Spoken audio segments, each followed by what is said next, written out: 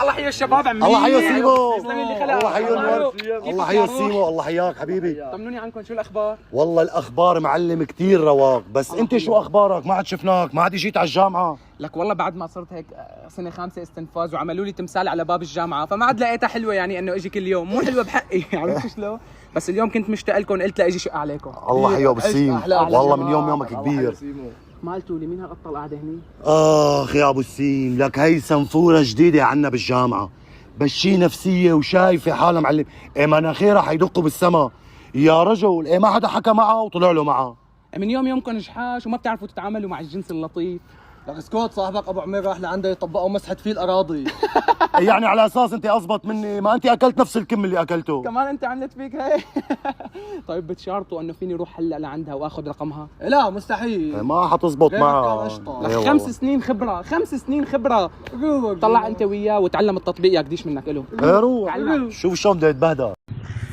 والله فيني اعرف قديش مواليدك؟ 2005. قديش؟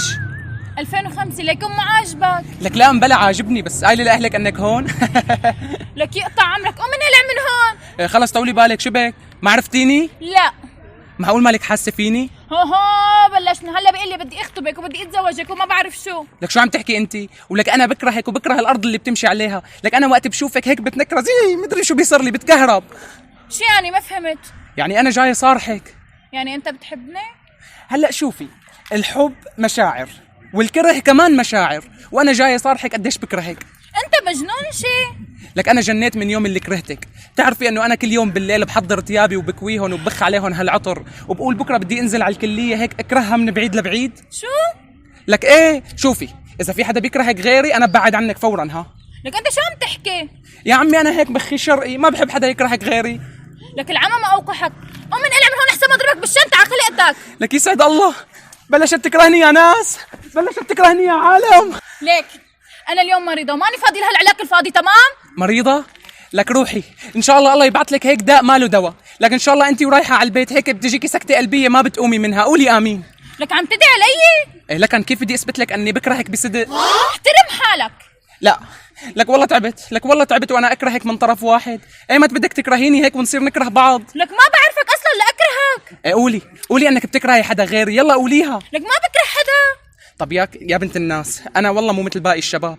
انا لما بكره بصدق، يعني ما بكرهك يومين وثلاثه وبكبك، اقسم بالله لضل حاقد عليكي طول العمر.